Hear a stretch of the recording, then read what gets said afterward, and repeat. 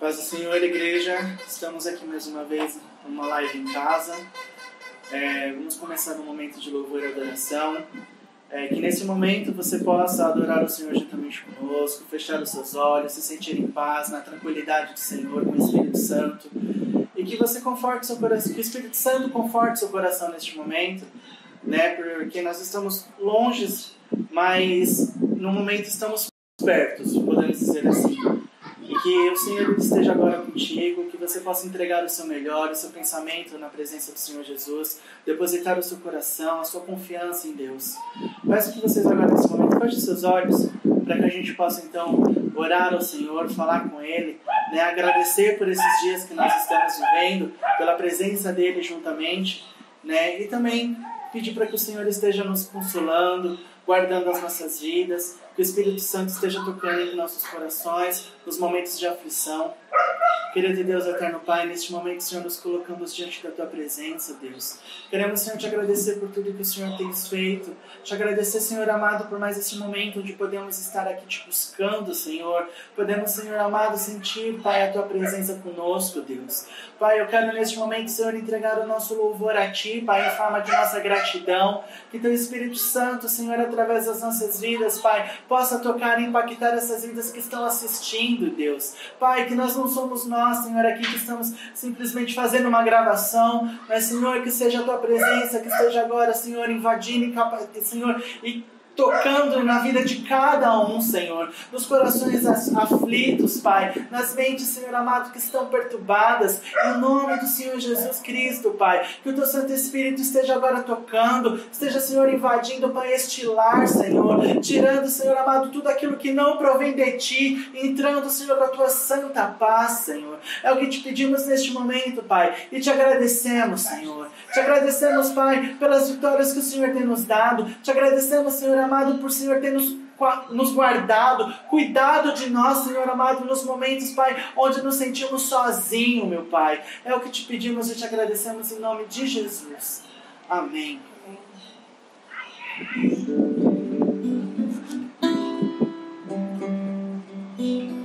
Cante conosco. E o Espírito Santo vai te tocar neste momento.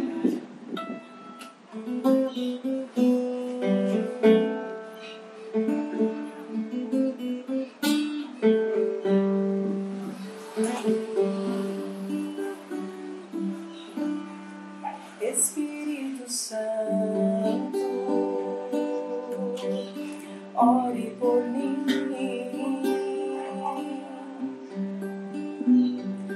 leve para Deus tudo aquilo que eu preciso. Espírito Santo, use as palavras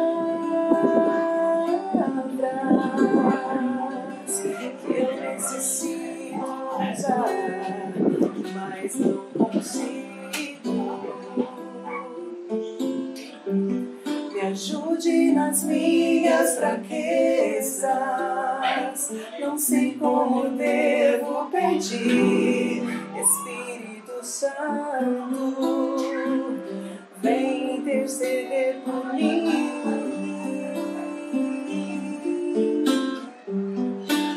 Todas as coisas cooperam pro bem daqueles que amam a Ti. Espírito Santo, vem orar por mim. Estou clamando, estou pedindo, só Deus sabe a dor que estou sentindo. Meu coração está ferido, mas o meu clamor está subindo. Estou clamando, estou pedindo, só Deus sabe a dor que estou sentindo. Meu coração está ferido, mas o meu clamor está subindo.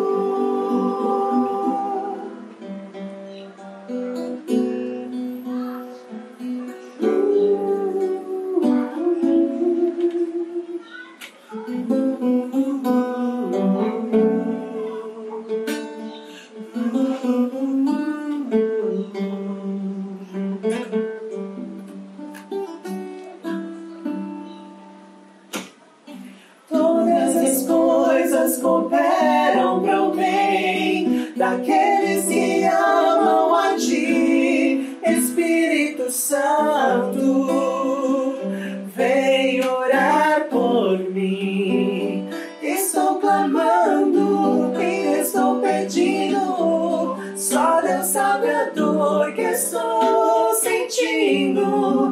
Meu coração está ferido, mas o meu clamor está subindo. Estou clamando, estou pedindo. Só Deus sabe a dor que estou sentindo.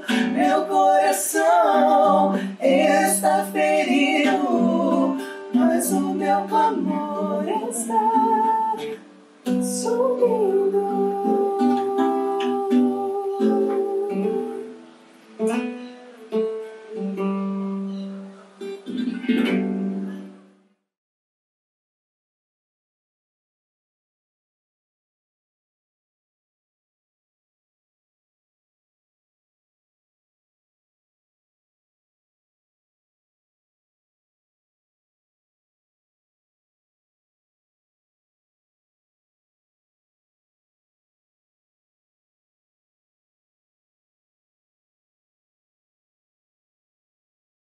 De muitos. Não tenha medo, estaria eu no lugar de Deus? Vocês planejaram o mal contra mim, mas Deus o tornou em bem. Concluímos nesta sexta-feira o estudo do Gênesis. Eu agradeço os irmãos aí que passaram esses 3, 4 meses estudando Gênesis. Uma das concluímos nessa sexta-feira, e que mais nos comoveram, Gênesis, eu agradeço os irmãos aí, que foi a história de José. E Gênesis, José traz muitas experiências, José traz muitos ensinamentos, e eu queria compartilhar com os irmãos alguns dos ensinamentos de José que nós tivemos aí nessa caminhada, nesses 3 meses aí, em que estudamos a palavra de Deus no livro de Gênesis. E me veio à memória um hino, um louvor que é cantado um cantor cristão, que diz assim: as tuas mãos dirigem o meu destino, ó Deus de amor. É bom que seja assim. As tuas mãos dirigem o meu destino, acasos para mim não haverá. O grande Pai vigia o meu caminho e sem motivo não me afligirá. As tuas mãos dirigem o meu destino. Eu gostaria de nesse momento, lhes falar sobre essas afirmações, essas convicções que moram no coração de quem tem fé, essas convicções de quem está na peregrinação espiritual, e como essas convicções, como essa afirmação, ela afeta as nossas vidas. Como interpretamos isso à luz dessa segurança de que nós temos no fato de que as mãos de Deus dirigem o nosso destino. E o louvor, ele continua dizendo assim: em sombra ou em luz, é tudo como ordenas, ó Deus, e é tudo bom se for do seu querer. O que isso quer dizer? Então eu quero contar essa história de José, porque essas afirmações de que as mãos de Deus dirigem os nossos destinos e acasos para mim não haverá, que essas afirmações, elas trazem grandes angústias às nossas almas. Quando nos deparamos com situações que acreditamos que não foram situações feitas por Deus, isso nos traz bastante angústia. E como conciliar o sofrimento humano com essas afirmações tão contundentes de que as tuas mãos dirigem o meu destino, acasos para mim não haverá? Como conciliar essas coisas? Deus é aquele que faz com que as coisas boas e as coisas ruins aconteçam nas nossas vidas. E a história de José nós estudamos aí, que inicia ali no capítulo 37 do Gênesis, nos ajuda a entender isso, essas afirmações, essas angústias, e eu espero que, ao final desse sermão, essa palavra, esse ensinamento, essas lições também ajudem a você também. Então, a história de José inicia no capítulo 37 do Gênesis, né? E quando deparamos, ao ler a história de José, com situações que não acreditamos que foram feitas por Deus. E a José, nós vimos, na caminhada do Gênesis, José é filho de Jacó, portanto, bisneto de Abraão. Deus decidiu, no capítulo 12, fazer um povo, e desse povo que ele decidiu formar, viria o Messias, Jesus, o Salvador. Jesus nasceu de uma mulher, mas de que povo? De que história? De que raiz que tem esse povo que Deus escolheu? Então, o começo desse povo, como eu disse, está lá no capítulo 12. Deus chama Abraão, e nós vemos que de cada família um homem é escolhido para dar continuidade à linhagem que daria no nascimento do Messias. E aqui, nesse caso, José é esse homem escolhido. Então, capítulo 37, parece que Deus conta essa história a José, né, de que ele é o escolhido. Então, ele é caçula de 11 irmãos, e Deus parece dizer para ele que ele é esse escolhido, como nós dizemos nos dias de hoje, ele é o cara, né? Deus falou, você é o cara da vez.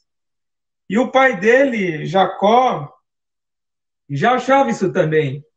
José era preterido pelo pai, e então parecia que Jacó também sabia disso. E quando a família, nós vimos isso no momento que nós estudamos José, quando a família tem um preferido dentro de um grupo, desastre anunciado. E não foi diferente, não deu outra. Na Bíblia também aconteceu isso aí. Os irmãos de José, por ele ter a preferência do pai, odiavam José. José tem um sonho que os feixes e trigos dos irmãos se curvam diante dele. E os irmãos de José questionaram ele, dizendo, você quer dizer que nós nos curvaremos diante de você? E José responde que é isso mesmo. E os irmãos de José, diz a Bíblia, que odiaram ele mais ainda. E no outro dia, no café da manhã, José conta mais um novo sonho, mais um outro sonho. Ele conta que 11 estrelas, mais o sol e a lua, se curvavam diante dele. E os irmãos de José questionaram, quer dizer que não são somente nós, mas papai e mamãe também se curvarão diante de você? E no que José responde, é isso mesmo? É exatamente isso. E os irmãos de José o odiaram mais ainda e decidiram matar. E no capítulo 37, versículo 12, eles têm um plano, mas por uma série de razões, eles decidem vender José a uma caravana de mercadores que passavam ali naquela cidade onde eles estavam. Aí eles decidem pegar a túnica de José, essa túnica que dava um status a José de o filho preferido. Eles pegam essa túnica, matam um animal, suja essa roupa, essa túnica com o sangue desse animal, e levam até Jacó, seu pai, dizendo que como uma prova de que José havia sido atacado e havia sido morto por um animal. E no capítulo 39, José é levado para o Egito, colocado para trabalhar com um oficial de Faraó, Potifar, e se torna um administrador daquele lugar, daquela residência desse grande oficial de Faraó.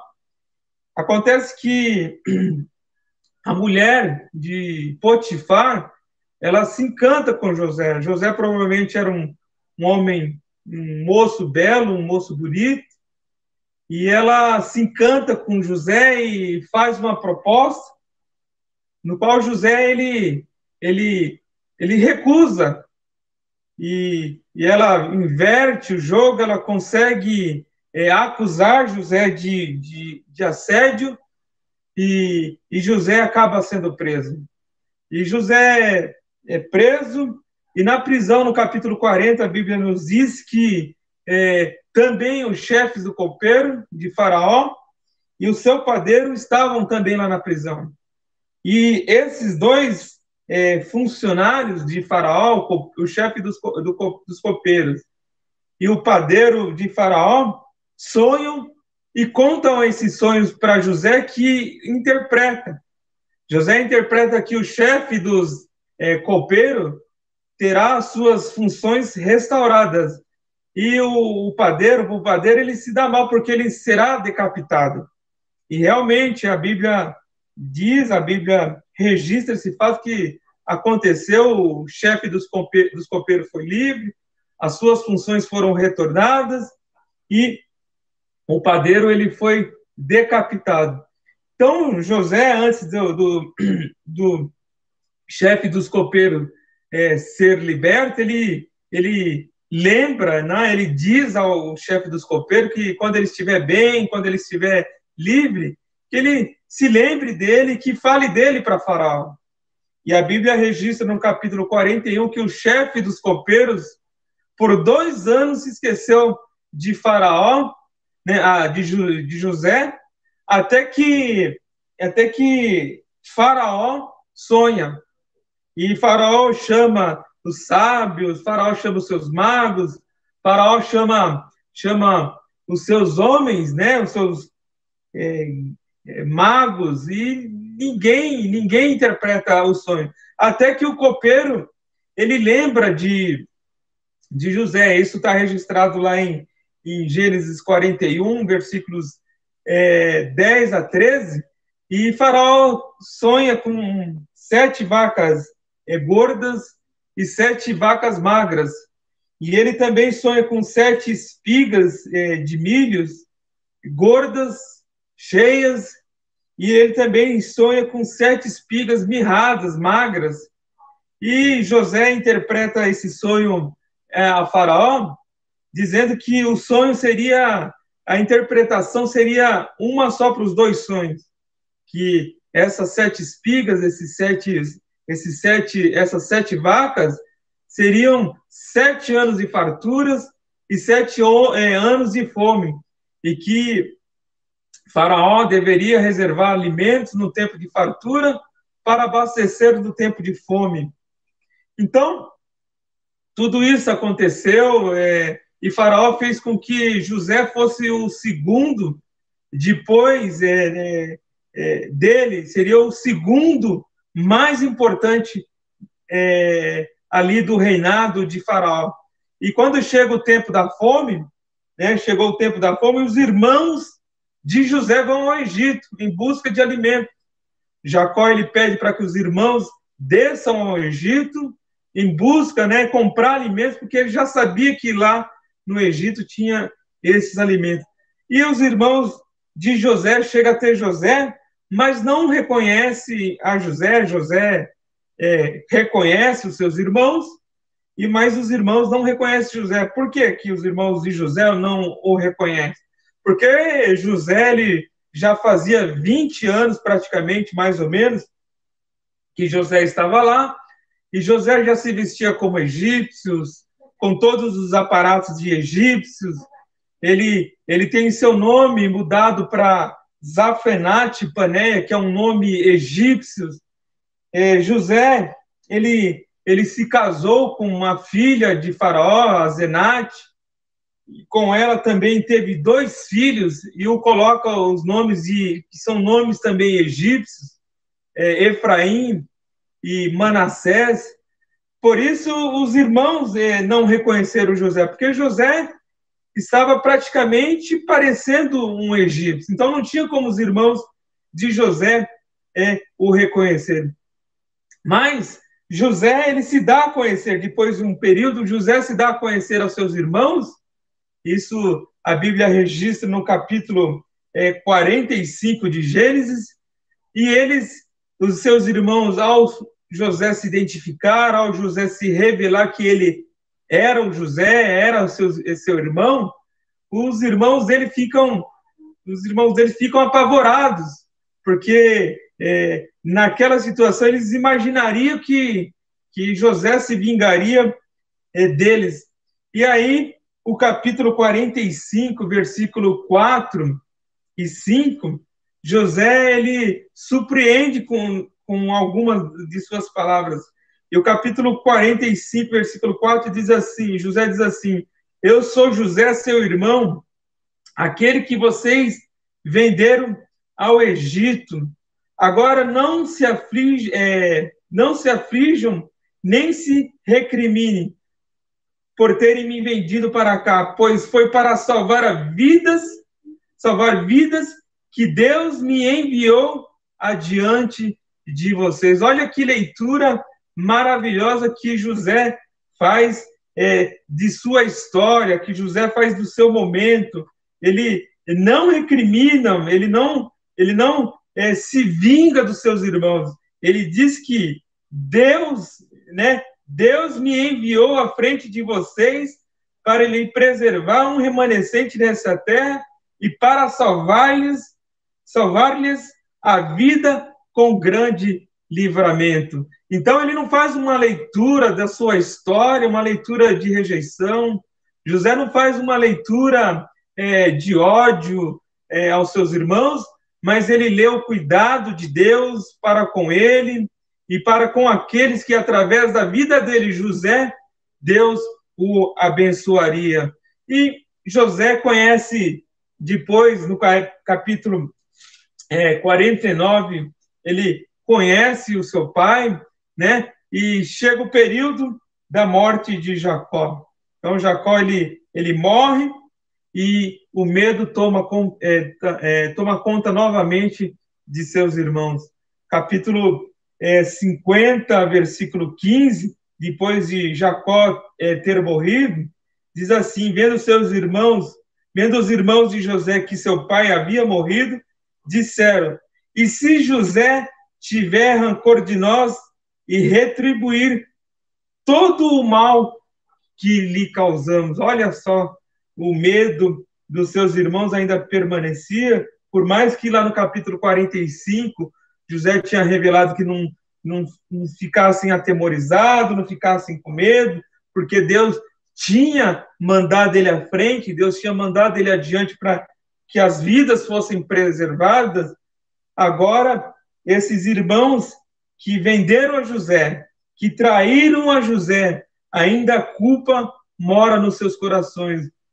José, porém, surpreendentemente, faz mais uma nova colocação. Ele faz ele diz aqui no versículo 19, José, porém, lhes disse: não tenha medo, estaria eu no lugar de Deus? Vocês planejaram mal contra mim, mas Deus o tornou em bem, para que hoje fosse preservado a vida de muitos. E o que essa história nos ensina, irmãos? Eu quero, juntamente com vocês, fazer algumas afirmações aqui ao ler essa história. Primeiro,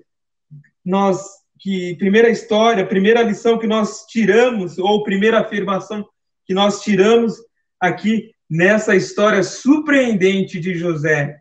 Nós tiramos como primeira lição é que Deus é soberano. Então, acima de todas as maquinações, acima de todas as circunstâncias, de todos os fatos, acima de todos os governos. Deus é soberano.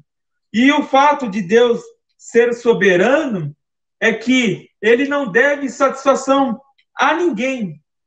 Né? Isso é uma definição de Deus ser soberano, que ele não deve satisfação a ninguém. Não dever satisfação a ninguém significa que não existe ninguém acima de Deus.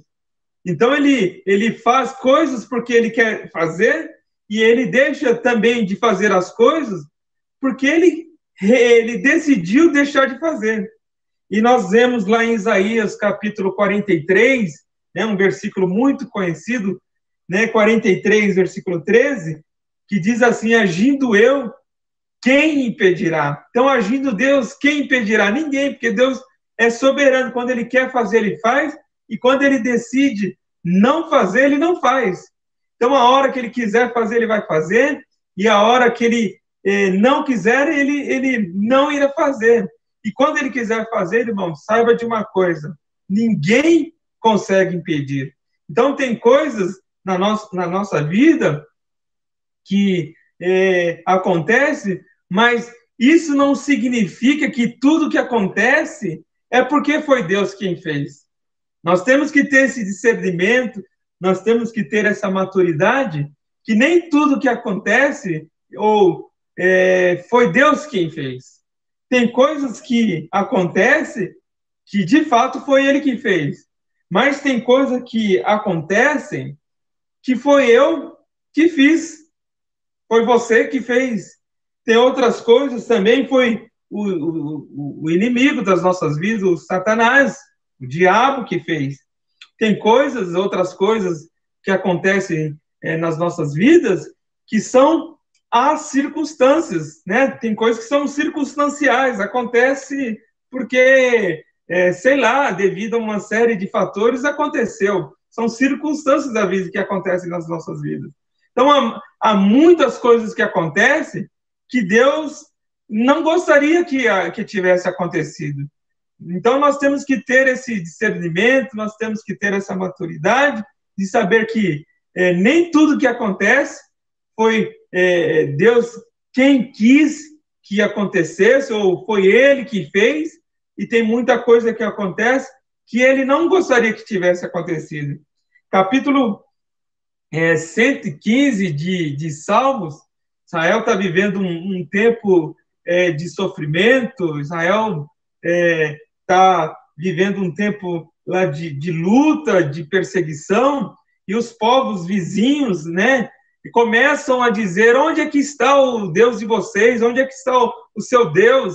E Israel, o povo de Israel diz assim: o nosso Deus está nos céus e pode fazer tudo o que lhe agrada. Então, não significa que tudo que acontece foi porque Deus quis que acontecesse. A gente precisa ter essa maturidade, a gente precisa ter esse entendimento que algumas coisas que acontecem não é da vontade de Deus, não é do agrado de Deus, mas acontece.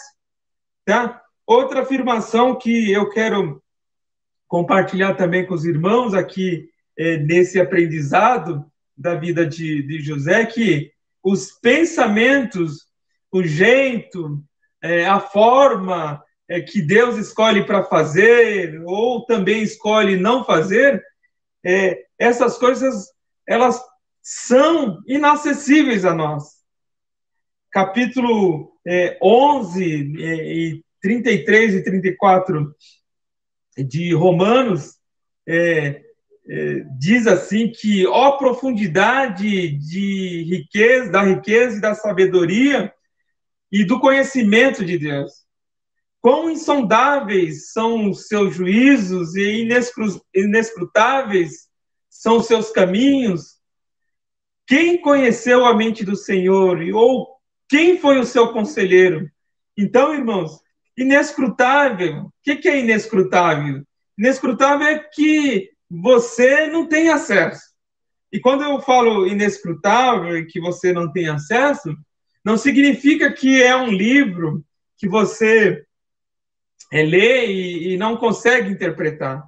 mas é como se fosse um livro que eu não conseguisse nem abrir. Ele é impenetrável. Então, Isaías 55:8 também diz assim: os meus pensamentos não são os pensamentos de vocês. Os pensamentos de Deus são pensamentos outros, pensamentos mais elevados. Nós estamos estudando o livro de Gênesis e nós vimos algumas situações e personagens que nós imaginaríamos pelos nossos modelos, pelos nossos pensamentos, pelas nossas lógicas.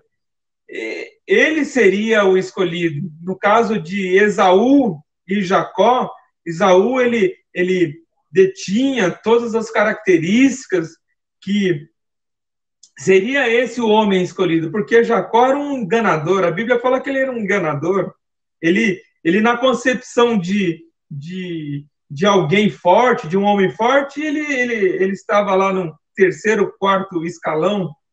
E Esaú era um homem, um caçador. Esaú era um homem pujante, era um homem guerreiro. Então, aos nossos olhos, aos olhos de Jacó, do próprio Jacó, Esaú seria esse. E aos olhos, aliás, de Isaac, pai de Jacó e Esaú, ele seria o escolhido. Esaú seria o escolhido. Mas quem foi escolhido por Deus foi Jacó.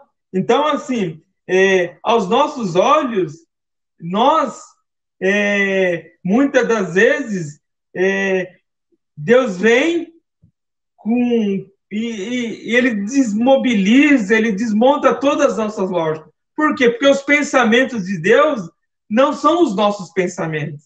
Os pensamentos de Deus são outros pensamentos, ou talvez pensamentos muito maiores. O que isso quer dizer para nós? Isso quer dizer que Deus é soberano. E ele pode fazer o que quer, a hora que quiser, mas não significa que tudo o que aconteceu foi Deus quem fez. Olha, isso é muito importante você entender. Aí nós olhamos para trás, já estou concluindo a mensagem, nós olhamos para trás e ficamos classificando, isso foi Deus quem fez. Né? A gente fica tentando achar uma explicação. Isso aqui não foi. Isso aqui foi meu pai, isso aqui foi minha mãe, isso aqui foi a sogra, isso aqui foi o sogro, isso aqui foi o meu chefe, isso aqui foi o meu irmão, isso aqui foi o pastor, isso aqui foi o Lula, isso aqui foi o Fernando Henrique, o Bolsonaro, a Dilma. Nós ficamos olhando para trás, encontrando explicações, tentando encontrar culpados. Né? Nós ficamos tentando achar explicações. Mas a Bíblia nos ensina que se nós ficarmos com nesse joguinho, né, de ficar querendo achar explicações, nós não vamos conseguir. Porque os pensamentos de Deus, eles são inescrutáveis. Então você vai se frustrar, né? Você vai ficar desconfiando de Deus e vai querer até brigar com Deus. E aí não vai ser legal. E qual é a outra afirmação que eu consigo tirar dessa história de José? Eu consigo tirar de lição nessa história de José que a gente tem que parar de ficar perguntando o porquê de tudo isso que aconteceu, ficar procurando explicações. Parar de ficar procurando, perguntando por quê e começar dizendo para quê. Olha que legal. Quando você pergunta por quê, você está olhando para trás. Você está tentando buscar explicações do que ficou para trás. E quando você pergunta para quê, você olha para frente. Porque eu olho para trás e para que eu olho para frente. Por que Deus me escolheu e não escolheu meu irmão? Por que meus irmãos me odiaram? Se foi Deus que fez esse negócio na minha vida, esse negócio de dar sonhos, por que que meu pai não impediu os meus irmãos? Ou por que o meu pai não foi atrás de mim no Egito? Por que que Deus permitiu que isso acontecesse? Ou por que que ele me mandou lá para a casa de Potifar, do capitão? Por que que a mulher de Potifar me assediou? Por que que eu vim parar nessa cadeia? Por que que o copeiro vai morrer e por que que o padeiro vai viver? Ou, aliás, ao contrário, por que que o copeiro vai viver e por que que o padeiro vai morrer? Se você quiser explicação, você não vai conseguir nunca. Você não vai entender nunca, principalmente, por que o copeiro vai viver e por que que o padeiro vai morrer. Você não vai encontrar explicações. Como não vai encontrar um monte de explicações daqueles montes de porquê que acontece na sua vida. Então, nesse jogo do porquê, o que acontece? A gente fica paralisado. A gente fica congelado. Porque a gente fica igual a mulher de Ló, olhando para trás. A mulher de Ló olhou para trás e virou uma estátua de sal. Ela foi congelada. Ela ficou paralisada. Olhar para trás, irmãos, olhar para trás só serve de lição. Mas ficar se lamentando, tentar achar explicação, tentar desmistificar o que aconteceu muitas das vezes nos deixa paralisados. Então, pare de ficar perguntando por quê, comece a dizer para quê. Isso tudo que aconteceu foi para quê? No que eu me tornei hoje, isso serviu para quê? Já que eu estou aqui, já que você está aí agora, e a partir desse momento, onde você está, na situação que você está, o que você pode fazer nessa situação que você está aqui? Olhando para frente, com esse cenário, como é que você consegue responder para a vida diante de toda essa circunstância que te cerca agora, de todo esse passado, de todos esses porquês, diante desse cenário, o que você consegue vislumbrar para frente? Né? Que resposta você pode dar para a vida olhando essa situação? Como é que eu posso agir depois de toda essa experiência que eu acumulei e da pessoa também que me tornei? Como é que você pode agir depois de toda essa experiência que você carregou até hoje na sua vida e na pessoa que você se tornou? Como é que você pode responder isso para o que a vida te apresenta de agora para frente? Esse é o segredo. Em vez de ficar perguntando por quê, comece a perguntar para quê. Começa a ter uma visão para frente. Outra lição que eu consigo tirar também nessa história de José: se tem coisas que não estão ao seu alcance, né, tem coisas que realmente não estão ao nosso alcance, comece a ver o que de fato está ao seu alcance. E o que está ao seu alcance? Uma das coisas que eu posso te orientar é que a resposta que eu posso te dar, dentro daquilo que eu consigo vislumbrar, você ter a responsabilidade moral de tomar decisões e de fazer a vida seguir, de fazer como nós dizemos, de fazer a fila andar. E foi assim que nós vimos de José. José, quando diz aqui, no versículo 20 do capítulo 50, vocês planejaram o mal contra mim, mas Deus tornou em bem para que hoje fosse preservada a vida de muitos. Então, eu não quero saber se vocês me odiaram, foi isso que José falou. Eu não quero saber se vocês me odiaram, se vocês me venderam. Eu só sei que Deus estava com as suas mãos diante da minha cabeça, sobre a minha cabeça. E se ele deixou acontecer o que aconteceu comigo, eu imagino que José tenha pensado dessa forma, o problema é de Deus. O problema não era de José, o problema é de Deus. Deus tinha um sonho para José, Deus revelou o sonho para José quando ele era ainda adolescente, Deus tinha um propósito na vida dele. Se ele deixou que tudo isso que aconteceu com eles, ele ser traído pelos irmãos, ele ser vendido, dele ter sido preso, ido para a casa de Potifar, se Deus deixou que tudo isso acontecesse com ele, não é problema de José, é problema de Deus. Né? Então, não vou discutir com ele, sabe por quê? E José, ele dá essa resposta porque ele diz assim, eu não estou no lugar de Deus para me vingar de vocês, para fazer o mal a vocês. Eu sou filho de Deus, servo de Deus, e eu estou sobre os seus cuidados. Então, se vocês quiserem fazer o mal contra mim, isso é um problema seu, não meu. Vocês que fizeram o mal contra mim, vocês que se expliquem para Deus. Então, irmãos, olha que leitura bonita, olha que interpretação bela que José dá para a sua história de vida, e isso é um exemplo de leitura, isso é um exemplo de história que nós devemos tomar para nós.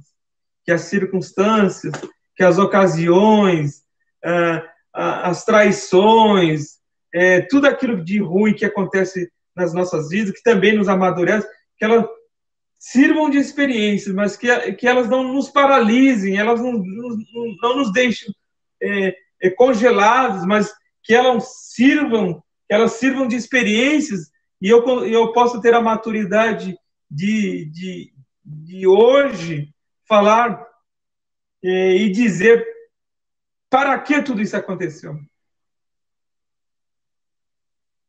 E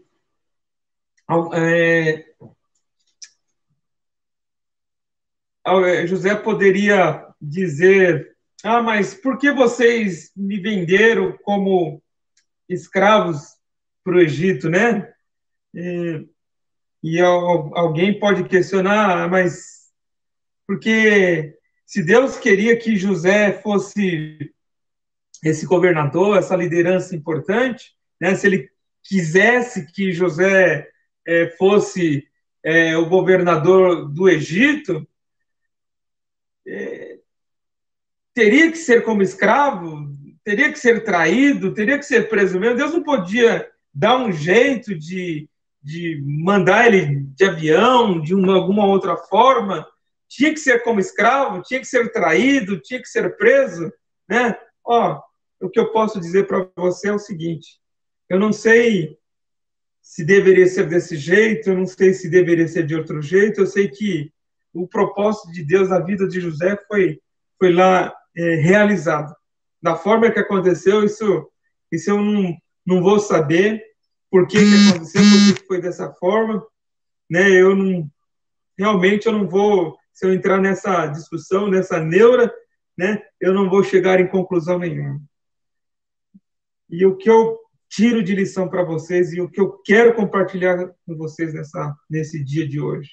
Eu não sei qual é a situação que você se encontra hoje, mas, mediante essa leitura da história de José, uma coisa eu posso lhe afirmar, que as mãos de Deus é sobre a sua cabeça. E resta você, ou você tem a responsabilidade de tomar as decisões morais e viver com dignidade. Porque um camarada lá no futuro pode, em algum tempo, dizer assim, olha, eu conheci a Maria, eu conheci o Aguinaldo, eu conheci o José, eu conheci a Kelly, eu conheci o Amaury, e, de repente, a sua vida, ela mudar. E o louvor que eu citei, no cantor cristão 40, que diz que as mãos de Deus dirigem o meu destino, também diz que o Eterno Pai vigia o meu caminho. E o capítulo 39, ele nos dá uma lição muito importante. O capítulo 39 de Gênesis é um capítulo lindíssimo, e ele deixa nos deixa tranquilizado, e mostrando que Deus estava sempre com José. Olha que interessante, José ali naquela cidade que não era dele, preso, nesse caso aqui, na casa de Potifar. E é importante, é muito lindo que a Bíblia diz no capítulo 39, versículo 2, diz assim: e o Senhor estava com José. Versículo 3 também diz assim, que o Senhor estava com José. Capítulo 39, versículo 5, e o Senhor abençoou a casa do egípcio por causa de José. Versículo 21, José ficou na prisão, mas o Senhor estava com José.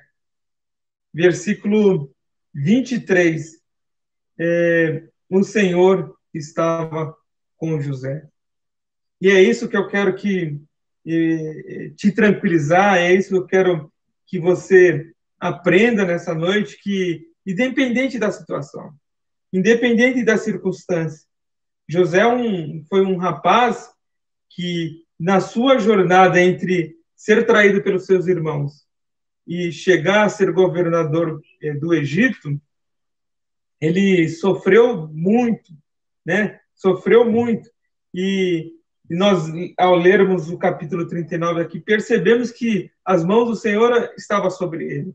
Então, não significa que estamos sofrendo, estamos padecendo ou passando por necessidade, não significa que o Senhor não esteja conosco.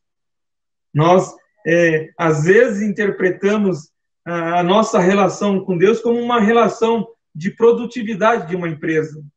Né? Nós temos essa falsa interpretação de que quando as coisas estão bem, né, Deus está comigo. E quando as coisas estão ruins, é porque Deus não está comigo.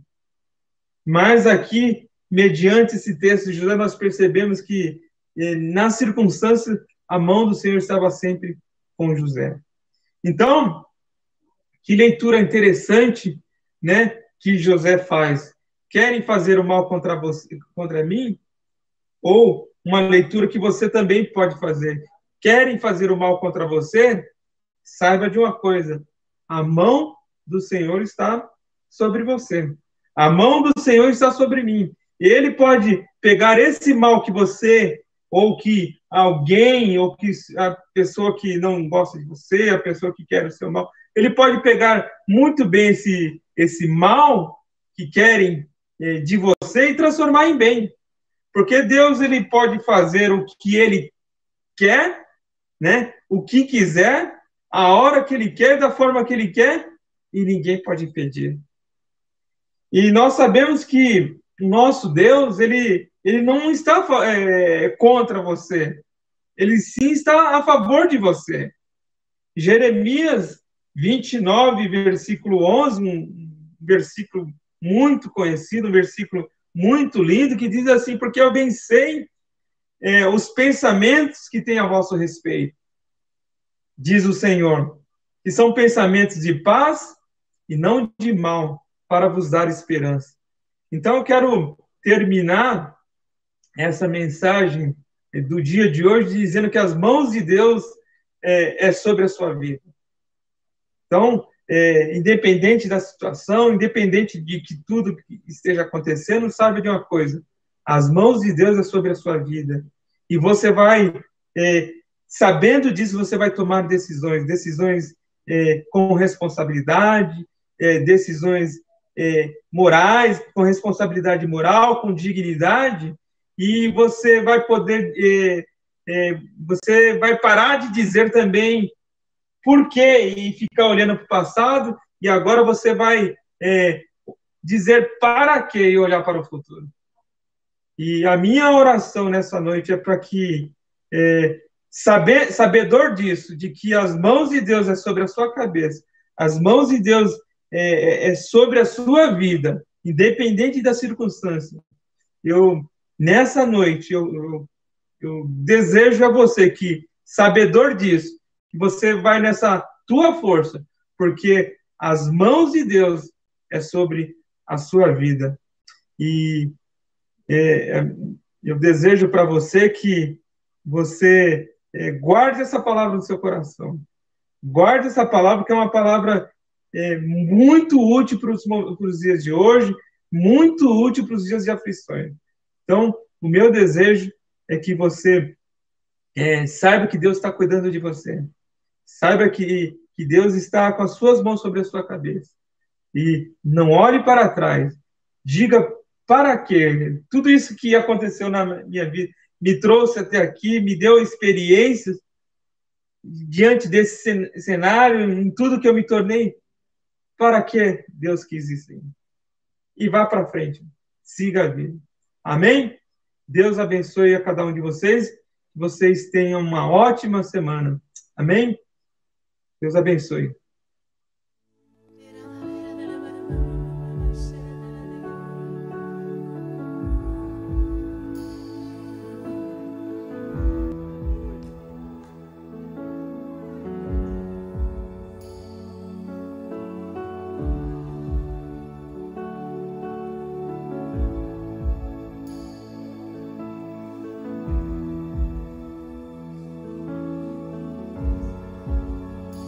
Estás aqui, movendo entre nós.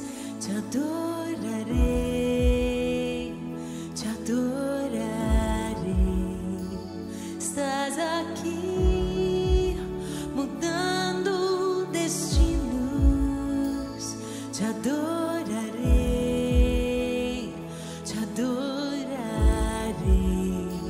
Estás aqui, operando milagres. Te adorarei, te adorarei. Estás aqui, transformando nossas vidas. Te adorarei, te adorarei. Deus de milagres, Deus de promessa, caminho no deserto, luz na escuridão, meu Deus,